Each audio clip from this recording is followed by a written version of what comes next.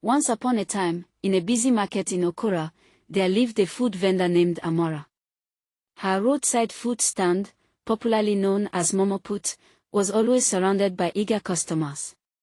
From dawn to dusk, people lined up just to taste her delicious meals. Some even traveled from faraway villages, and fights would sometimes break out over who should be served first. It wasn't just the poor who came. Wealthy men in flashy cars would humble themselves, washing their own plates just to eat her food. Everyone was obsessed, but no one could explain why. One hot afternoon, as people scrambled to buy Amara's food, a madman wandered by, laughing hysterically. He pointed at the crowd and shouted, "You are all eating live snakes." His voice sliced through the market's noise, and for a brief moment, everyone went silent, staring at him. Then they burst into laughter. "He's mad," someone scoffed, shaking his head while scooping food into his plate. "Snakes in Amara's food. Clearly, he's lost it." But the madman continued laughing, dancing around and singing, "Snakes. Snakes. You're all eating snakes." Nobody took him seriously. They dismissed his words like they always did.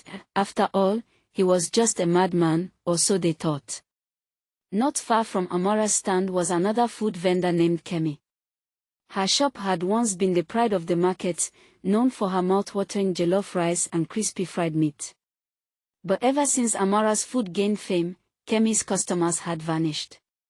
She tried everything, changing ingredients, lowering prices, even offering freebies.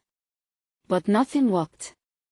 People kept running to Amara's stall as if her food was the only thing that mattered. As Kemi sat quietly one afternoon, watching the endless crowd at Amara's stand, the madman's strange words echoed in her mind, "You're all eating snakes." At first, she laughed it off, but something didn't sit right.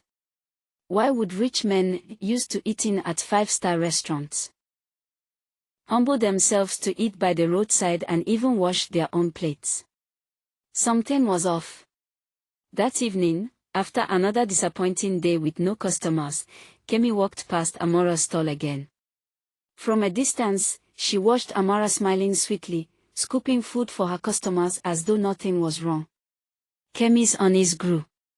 She needed answers. She couldn't let her business die without knowing the truth.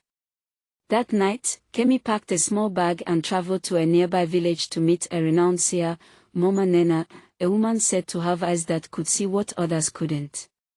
She revealed hidden truths and was known to expose secrets buried in plain sight. When Kemi arrived, Mama Nena opened the door and said, "You've come to confirm what you already suspect." Shocked, Kemi nodded and stepped inside. "The way people behave around Amara's food isn't normal," Kemi began. "And the madman, he said people are eating snakes." Mama Nena sat quietly for a moment before replying, "You're right. Amara's food is tied to something dark, something not of this world. But if you want the truth, you must follow my instructions exactly." She handed Kemi a small packet wrapped in cloth. "Sprinkle this near her cooking pot when no one is looking. The truth will reveal itself. But be warned, what you discover may change everything." The next day, Kemi returned to the market, heart pounding. As usual, a crowd swarmed around Amara's stall. Kemi waited for the right moment. "Good morning, Amara," she said with a forced smile. Amara greeted her warmly, unsuspecting. When no one was looking, Kemi pulled out the packet and quickly sprinkled the powder near the large cooking pot, just as Mama Nena had instructed. Nothing happened at first. People continued eating and chatting as if everything was normal. Then, the pot began to tremble. Kemi froze, eyes locked on the cooking pot. Suddenly, the lid flew off, and a huge, black snake burst out. Its shiny scales glistened under the sun.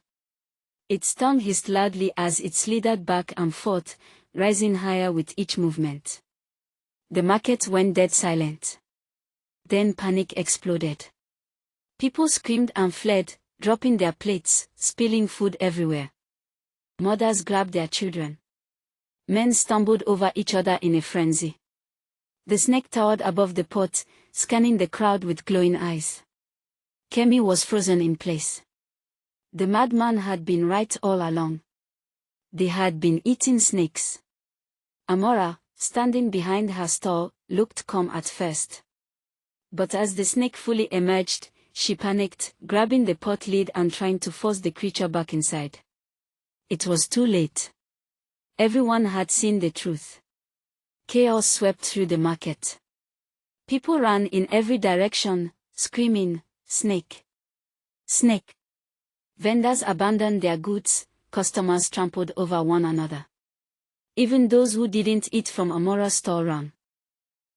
The snake hissed loudly and slowly slithered back into the pot. The pot went still. Quiet. Just like before. The silence that followed was thick with fear. Kemi's heart raced. What she had uncovered wasn't just a secret, it was a spiritual horror. Amara's secret was now exposed. Her once crowded stall was deserted. Plates and spoons littered the ground. She slipped away quietly, vanishing before anyone realized she was gone. No one ever saw her again. Her food stand remained untouched. Pots and plates still there, like a shrine no one dared to disturb. People were terrified. They talked about the snake, about Amara, about what they had unknowingly consumed. Many swore off eating outside entirely. They feared other vendors might be like her. But slowly, cautiously, Kemi's stall came back to life. Her old customers returned, drawn by trust, but still carrying fear in their hearts. And though business resumed, no one would ever forget what happened at Amara's store. They would never forget the day a snake came out of the pot. Moral lessons: people and things may look appealing on the surface, but their true nature might be harmful. Always look deeper before placing your trust. Despite her secret, Amara's business flourished for a while. But in the end, her deceit was exposed. What is hidden in darkness will one day come to light, no matter how sweet it tastes. If this story shocked you, don't keep it to yourself. Subscribe for more powerful African stories that open eyes and spark conversations. Like the video if you believe truth always comes to light. Comment below, would you still eat from a street vendor after this? Share this video with friends and family, let them see what's hiding in plain sight.